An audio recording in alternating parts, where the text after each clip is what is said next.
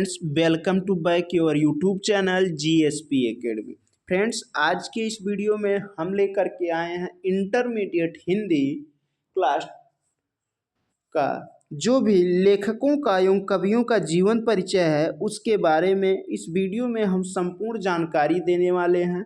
ये video part 2 होने वाला है। पार्ट 1 में कुछ लेखकों का जीवन परिचय, उनका साहित्यिक परिचय, उनकी भाषा शैली आदि के बारे में वीडियो उपलब्ध कराया गया। आप लोग उसे भी वॉच करें और अगर चैनल पर नए हैं तो प्लीज़ चैनल को सब्सक्राइब करके बेल आइकन दबा दें, जिससे कि आने वाले समय में जो भी वीडियो अपलोड किया जाए उसका नोटिफिकेशन आप लोगों तक सबसे पहले पहुंच सके। मिलते हैं वीडियो के अगले कड़ी में, लेकिन अब जो भी इसमें लेखकों और कवियों का जीवन परिचय है उसके बारे में पहले आप लोग वीडियो को अच्छे ढंग से वॉच करें, इसे सुने, जानें इसके बारे में। और वीडियो अगर अच्छा लगे तो लाइक करना, कमेंट करना, शेयर करना ना भूलें। चलिए हम लोग देखते हैं। इसमें पहला जो है मैथिली शरण गुप्त, तो इनका जीवन परिचय। राष्ट्रकवि मैथिली शरण गुप्त का जन्म उत्तर प्रदेश राज्य में झांसी जिले के चिरगांव नामक स्थान पर 1886 ईस्वी में हुआ था। गुप्त जी द्विवेदी युग के लोकप्रिय कवि थे। इनके पिताजी का नाम सेठ रामचरण गुप्ता था। इनकी प्रारंभिक शिक्षा गांव पर हुई थी। उच्च शिक्षा इलाहाबाद विश्वविद्यालय से डीलिट की डिग्री हासिल की। गुप्त जी 2 बार उत्तर प्रदेश विधान मंडल यानी कि विधान परिषद के सदस्य मनोनीत किए गए। इस प्रकार हिंदी साहित्य के महान साधक गुप्त जी 1964 ईस्वी में इनका स्वर्गवास हो गया। रचनाएं अगर इनकी देखें तो क्या है, गुप्त जी हिंदी साहित्य के विशेष प्रतिभा संपन्न कवि थे। इनकी प्रमुख रचनाएं इस प्रकार हैं। इनकी पहली पुस्तक रंग में भंग भारत भारती रामचरितमानस पर आधारित महाकाव्य साकेत महाकाव्य जयद्रथ बद्ध पंचवटी यशोधरा सिद्धराज त्रिपथ आदि गुप्त जी की प्रमुख रचनाएं हैं। अगर हम भाषा की बात करें तो गुप्त जी की रचनाओं में शुद्ध सरल खड़ी बोली का प्रयोग किया गया है। इनकी रचनाओं में आवश्यकता अनुसार संस्कृत के तत्सम शब्दों की प्रधानता है। आगे शैली की बात करें तो गुप्त जी राष्ट्र कवि थे, इसलिए इन्होंने अपनी रचनाओं में उपदेशात्मक शैली, प्रबंधात्मक शैली, नीति शैली तथा विवरणात्मक शैलियों का प्रयोग किया। साहित्यिक परिचय इनका है। गुप्त जी हिंदी काव्य जगत में राष्ट्र कवि के रूप में विख्यात हैं। इनका साकेत महाकाव्य इन्हें भारत भारती का पुरस्कार तथा पद्म भूषण की उपाधि से इन्हें सम्मानित किया गया। 2 बार गुप्त जी राज्यसभा के सदस्य भी निर्वाचित हुए थे। गुप्त जी द्विवेदी युगीन कवि के रूप में हिंदी साहित्य में प्रसिद्ध हैं। आधुनिक भारत के ये राष्ट्र कवि और श्रृंगार रस प्रधान कवि के रूप में विश्वविख्यात हैं। आगे अगर बात किया जाए अध्याय 5 में, इसमें जयशंकर प्रसाद, तो जयशंकर प्रसाद जी का जीवन परिचय क्या है। जयशंकर प्रसाद जी छायावादी द्विवेदी युग के कवि हैं। इनका जन्म 1889 ईस्वी में उत्तर प्रदेश के काशी नगर में हुआ था। इनके पिताजी का नाम देवी प्रसाद साहू था। इनका परिवार सुघनी साहू के नाम से प्रसिद्ध था। इनके बड़े भाई का नाम शंभुनाथ तथा इनकी प्रारंभिक शिक्षा घर पर हुई थी। छोटी अवस्था में इनके पिता और बड़े भाई का देहांत हो गया था, इसलिए इन्होंने स्वाध्याय के द्वारा हिंदी, अंग्रेजी, संस्कृत, उर्दू और फारसी भाषा का गहन अध्ययन किया। युवा अवस्था में पत्नी वियोग में ये क्षय रोग से पीड़ित हो गए थे, इसलिए इस महान साहित्यकार का 1937 ईस्वी में रोग से ग्रसित होने के कारण इस महान साहित्यकार का निधन हो गया। रचनाओं की बात करें तो जयशंकर प्रसाद जी छायावाद के स्तंभ थे। इनकी गणना कवि चतुष्ट में की जाती है। इनकी प्रमुख रचनाएं निम्न हैं: आंसू, झरना, लहर, कामायनी, प्रेम पथिक, ध्रुव स्वामिनी, जन्मेजय का नामयज्ञ, आकाशदीप, कंकाल और इरावती आदि इनकी प्रमुख रचनाएं हैं। आगे बात किया जाए भाषा शैली की, तो भाषा शैली की क्या है इनका, प्रसाद जी की रचनाओं में शुद्ध सरल खड़ी बोली के साथ संस्कृत के तत्सम शब्दों की प्रधानता है। समाज में प्रचलित उर्दू शब्दों का भी प्रयोग किया गया है। शैली की बात करें तो प्रसाद जी की रचनाओं में ये 2 बार हो गया है। आगे साहित्यिक परिचय, प्रसाद जी श्रेष्ठ प्रतिभा संपन्न द्विवेदी युग के कवि हैं। इन्होंने अपनी रचनाओं को प्रकृति को आधार मानकर मानवीयकरण किया है। कामायनी महाकाव्य इनकी अमूल्य धरोहर है। इनकी रचनाएं छात्रों का ज्ञानवर्धन तथा प्रेरणा स्रोत के रूप में कार्य करती है। इनकी रचनाओं में संपूर्ण मानवता का संदेश श्रद्धा मनु और उषा रूपी चतुर स्त्री के रूप में परिलक्षित किया गया है। आगे बात किया जाए सुमित्रानंदन पंत। सुमित्रानंदन पंत का जीवन परिचय हम लोग जानेंगे। सुमित्रानंदन पंत जी प्रकृति के सुकुमार कवि हैं। इनका जन्म 1900 में उत्तरांचल राज्य के अल्मोड़ा जिले के कौसानी नामक ग्राम में हुआ था। इनके पिताजी का नाम गंगा दत्त पंत था। जन्म के कुछ ही समय बाद इनके माताजी का निधन हो गया। इनका पालन पोषण इनकी दादी माँ ने किया था। इनके पिता कौसानी स्टेट के कोषाध्यक्ष थे। इनके बचपन का नाम गुसाई दत्त था। इनकी प्रारंभिक शिक्षा गांव पर हुई थी। उच्च शिक्षा के लिए जब ये अल्मोड़ा आए तो इन्होंने अपना नाम गुसाई दत्त से बदलकर सुमित्रानंदन पंत रखा। जब ये इलाहाबाद के म्योर सेंट्रल कॉलेज में प्रवेश लिया तो गांधी जी के आंदोलन से प्रभावित होकर इनका पढ़ाई का क्रम टूट गया। स्वाध्याय के द्वारा हिंदी, अंग्रेजी, संस्कृत तथा उर्दू भाषाओं का अच्छा ज्ञान प्राप्त किया। साहित्य सेवा करते हुए पंत जी 1977 ईस्वी में पंचतंत्र में विलीन हो गए। रचनाएं, पंत जी की प्रकृतवादी कवि हैं। इनकी प्रमुख रचनाएं इस प्रकार हैं: चिदंबरा, कला और बूढ़ा चाँद, लोकायतन, गुंजन वीणा, ग्रंथ युगवाणी, पल्लव तथा स्वर्णधुली आदि। भाषा की बात करें तो पंत जी की भाषाओं में शुद्ध सरल परिमार्जित खड़ी बोली का प्रयोग किया गया है। आगे देखा जाए कहीं कहीं संस्कृत के तत्सम शब्दों के साथ उर्दू के प्रचलित शब्दों की प्रधानता है। शैली की बात करें तो पंत जी की रचनाओं में छायावादी काव्य शैली की प्रधानता है। कहीं कहीं भावनात्मक और विचारात्मक शैलियों के रूप इनकी रचनाओं में पाए गए जाते हैं। साहित्यिक परिचय है, पंत जी प्रकृति के सुकुमार कवि हैं। इनकी गणना छायावादी कवियों में चतुष्टय की श्रेणी में की जाती है। ये छायावाद के आधार स्तंभ थे। इन्होंने गांधीवाद और मार्क्सवाद की प्रेरणा से इन्हें महान कवि बनने का अवसर प्राप्त हुआ था। इन्होंने प्रयाग द्वारा संपादित रूपाव पत्रिका का संपादन किया। कला और बूढ़ा चाँद पर इन्हें साहित्य अकादमी पुरस्कार तथा लोकायतन रचना पर सोवियत लैंड नेहरू पुरस्कार और चिदंबरा काव्य संग्रह पर इन्हें ज्ञानपीठ पुरस्कार से सम्मानित किया गया। पंत जी अपने जीवन काल में रचनाओं में नारी प्रकृति, मानवतावाद तथा अंतः चेतना से प्रभावित होकर अपने जीवन को प्रकृति के साथ जोड़कर पाठकों को भी प्रकृतिवाद का सहारा लेकर आदर्श बनने की शिक्षा प्रदान की है। आगे देखा जाए महादेवी वर्मा, तो इनका जीवन परिचय क्या होगा। आधुनिक मीरा के नाम से प्रसिद्ध महादेवी वर्मा का जन्म 1907 में उत्तर प्रदेश राज्य के फर्रुखाबाद नामक नगर में हुआ।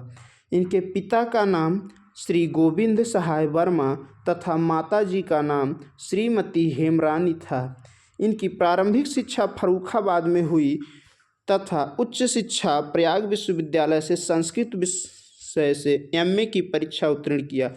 इनका विवाह स्वरूप नारायण वर्मा के साथ हुआ। दाम्पत्य जीवन में इन्हें रुचि नहीं थी। इन्होंने शिक्षा और राजनीति से प्रेरित होकर विधान परिषद सदस्य बने। भारत सरकार द्वारा इन्हें पद्म भूषण से सम्मानित किया। ये प्रयाग महिला विद्यापीठ की उपकुलपति बनी। इनका देवासन 1987 ईस्वी में प्रयाग में हुआ। साहित्यिक परिचय अगर देखा जाए तो आधुनिक मीरा के नाम से प्रसिद्ध कवित्री महादेवी वर्मा जी कवि चतुष्ट की श्रेणी में इनकी गणना होती है। इन्होंने अपनी रचनाओं के माध्यम से प्राकृतिक दृश्यों का मानवीकरण करती है। अपने जीवन जगत में काव्यात्मक प्रतिभा के लिए इन्हें शेक्सपियर तथा मंगला प्रसाद एवं भारत भारती के पुरस्कार से सम्मानित किया गया। इनकी रचनाएं चांद पत्रिका में प्रकाशित होती थीं। महादेवी जी एक सफल कवित्री, साहित्यकार तथा विधान परिषद की सदस्य रह चुकी हुई हैं। हिंदी काव्य जगत को अपनी रचनाओं के माध्यम से स्मृति को दूर करने का प्रयास किया है। आगे देखा जाए रचनाएं इनकी महादेवी वर्मा जी, छायावादी कवित्री महादेवी वर्मा जी की प्रमुख रचनाएं इस प्रकार हैं। दीप शिखा, सांध्य गीत, यामा, नीरजा, निहार, हिमालय, रसीम आदि इनकी प्रमुख रचनाएं हैं। भाषा की बात करें, भाषा का महादेवी की रचनाओं में शुद्ध, सरल, परिष्कृत खड़ी बोली का प्रयोग किया गया है। संस्कृत के तत्सम शब्दों की इनकी रचनाओं में प्रधानता है। शैली की बात करें, महादेवी जी की रचनाओं में मुख्य रूप से मुक्तक, गीत काव्य की प्रवाहमयी सुव्यवस्थित शैली का प्रयोग किया गया है। कहीं कहीं भावात्मक शैली का प्रयोग हुआ है। आगे बात किया जाए अध्याय 9, इसमें रामधारी सिंह दिनकर जी की जीवन परिचय के बारे में बताया गया है। रामधारी सिंह दिनकर जी राष्ट्रीय भावनाओं के श्रेष्ठ कवि हैं। इनका जन्म बिहार राज्य के बेगूसराय जिले में सिमरिया नामक ग्राम में 1908 ईस्वी में हुआ था। इनके पिता का नाम रवि सिंह था। इनकी प्रारंभिक शिक्षा गांव पर हुई थी। उच्च शिक्षा पटना कॉलेज से बीए की परीक्षा उत्तीर्ण करके एक स्कूल में अध्यापक हो गए। इसके पश्चात सीतामढ़ी में उप निबंधक सब रजिस्ट्रार नियुक्त हो गए। इनके अंदर स्वदेश प्रेम की धारणा थी, इसलिए 1950 में मुजफ्फरपुर में स्नातकोत्तर विद्यालय में हिंदी विभाग के अध्यक्ष नियुक्त हुए। 1952 ईस्वी में दिनकर जी राज्यसभा के सदस्य मनोनीत हुए और उसी समय इनका बहुचर्चित काव्य उर्वशी काव्य प्रकाशित हुए, जिससे वे हिंदी जगत में प्रसिद्ध कवि के रूप में विख्यात हो गए। साहित्य सेवा करते हुए 1974 ईस्वी में चेन्नई में एक पंचतत्व में विलीन हो गए।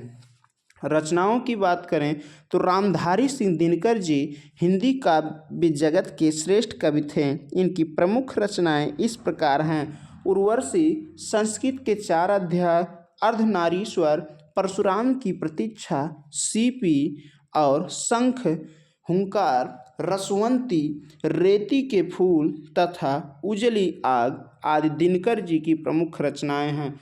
भाषा की बात करें तो भाषा क्या है, दिनकर की रचनाओं में शुद्ध, सरल, खड़ी बोली का प्रयोग किया गया है। कहीं कहीं इनकी रचनाओं में संस्कृत के तत्सम शब्दों के साथ समाज के प्रचलित शब्दों का प्रयोग किया गया है। शैली क्या है इनका, तो दिनकर जी की रचनाओं में मुख्य रूप से ओजपूर्ण शैली तथा प्रबंधात्मक शैली का प्रयोग किया गया है। आगे बात किया जाए, कहीं कहीं भावात्मक तथा विचारात्मक शैलियों का भी प्रयोग मिलता है। अगर हम साहित्यिक परिचय की बात करें तो साहित्यिक परिचय क्या होगा। रामधारी सिंह दिनकर जी हिंदी साहित्य के इतिहास में इनकी गणना श्रेष्ठ कवियों में की जाती है। दिनकर जी ओजस्वी गायक, श्रेष्ठ रचनाकार तथा साहित्यकार के रूप में हिंदी जगत में बहुचर्चित हैं। इन्होंने अपने जीवन काल में शिक्षा पूर्ण होने पर अध्यापन कार्य करते हुए रजिस्ट्री ऑफिस में उप निबंधक सब रजिस्ट्रार नियुक्त हुए। सन 1950 में दिनकर जी निबंधक पद से इस्तीफा देकर हिंदी विभाग के प्रोफेसर बने। इन्हें उर्वशी काव्य पर इन्हें भारत सरकार द्वारा पुरस्कृत किया गया और इन्हें राज्यसभा के सदस्य मनोनीत किया गया। आगे हम लोग देखेंगे नए राइटर हैं सच्चिदानंद हीरानंद वात्सेन अज्ञेय। तो इनके जीवन परिचय के बारे में हम लोग देखेंगे। अज्ञेय का जन्म 1911 ईस्वी में उत्तर प्रदेश राज्य के कसया जिले में स्थित कुशीनगर जिले, यहाँ मिस्टेक कर दिया गया है लिखने में, कुशीनगर जिले में कसया नामक स्थान पर हुआ था। इनके पिता का नाम हीरानंद शास्त्री था। ये लोग करनालपुर पंजाब के रहने वाले थे। इस प्रकार अज्ञेय जी का प्रारंभिक शिक्षा कुशीनगर में हुई। इन्होंने पंजाब से मैट्रिक की परीक्षा उत्तीर्ण की, क्रिश्चियन कॉलेज मद्रास से इंटरमीडिएट की परीक्षा उत्तीर्ण की, फार्मन कॉलेज लाहौर से बीएससी की परीक्षा उत्तीर्ण किया। पढ़ाई पूरी करने के पश्चात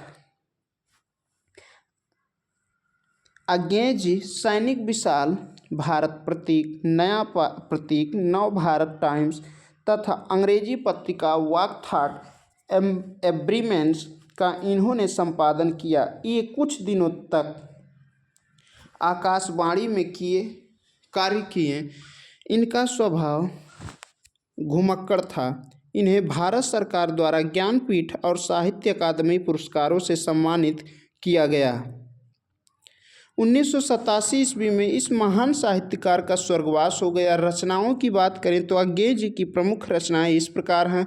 आंगन के पार द्वार, हरी घास पर क्षण भर, सुनहरे शैवाल, दीपथगा, इंद्रधनुष रौंदे हुए, कितनी नावों में कितनी बार, बाबरा अहेड़ी, इत्यलम तथा महावृक्ष के नीचे आदि अज्ञेय की प्रमुख रचनाएं हैं।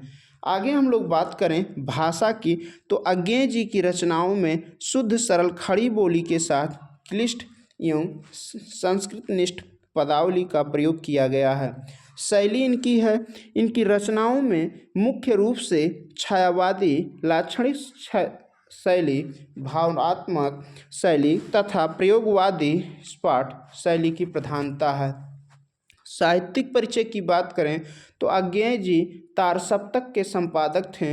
इनकी गणना हिंदी काव्य जगत में प्रयोगवादी कवियों में इनकी गणना की जाती है। इन्होंने अपने जीवन काल में साहित्य सेवा के साथ राजनीति में भी सक्रिय योगदान दिया। इन्होंने अपने जीवन काल में विभिन्न पत्र पत्रिकाओं का संपादन कार्य भी किया। इन्होंने तारसप्तक का गठन किया जिसमें 7 कवियों का समूह प्रथम एवं द्वितीय तथा तृतीय तारसप्तक के रूप में जाना जाता है। इन्होंने अपने जीवन काल में प्रगतिवादी काव्य को ही प्रयोगवाद का रूप प्रदान किया। अज्ञेय जी हिंदी काव्य जगत में एक सफल साहित्यकार, कवि तथा आकाशवाणी से संवाददाता के रूप में कार्य करते हुए अंग्रेजी पत्रिका का थॉट एब्रीमेंट्स का संपादन करके साहित्य अकादमी के रूप से सम्मानित हुए थे। दिल्ली से प्रकाशित होने वाला समाचार का साप्ताहिक दिनमान का संपादन अज्ञेय जी के द्वारा हुआ था। इस प्रकार से क्या है कि हम लोग जो भी इंटरमीडिएट में सिलेबस में था क्लास 12 हिंदी, चाहे वो लेखक का परिचय रहा हो, कवि का परिचय रहा हो, हम लोगों ने कवर किया। आप लोग इस वीडियो के माध्यम से आप लोग ये जानें कि कितने लेखक हैं और कितने जो है लेखकों इसमें कवि हैं। सबका जीवन परिचय के बारे में, कुछ कवियों का भी जीवन परिचय छूटा है तो उसको अभी हम किसी नेक्स्ट वीडियो में प्रोवाइड कराएंगे। फिलहाल अभी तक के लिए इतना ही। अगर आप इतना तैयार कर लेते हैं तो यकीन मानिए आपका इंटरमीडिएट का जो हिंदी का पेपर होने वाला है यूपी बोर्ड का, ये बहुत बेहतरीन ढंग से हो जाएगा और आप अच्छे नंबर पा जाएंगे अगर इतना आप तैयार कर लेते हैं। तो चलिए अब पुनः मिलते हैं हम लोग नेक्स्ट वीडियो में। लेकिन एक ज़रूरी सूचना ये है कि जो लोग चैनल पर नए हैं तो प्लीज़ चैनल को सब्सक्राइब करके बेल आइकन दबा दें और अधिक से अधिक अपने दोस्तों तक की वीडियो शेयर करें, जिससे कि सब तक ये निःशुल्क तैयारी जो कराया जा रहा है इस चैनल के माध्यम से यूपी बोर्ड का, वो फ़ायदा सभी लोग उठा सकें। मिलते हैं पुनः नेक्स्ट वीडियो में नेक्स्ट कंटेंट के साथ। तब तक के लिए जय हिंद, वंदे मातरम। Thanks for watching my video. Thank you.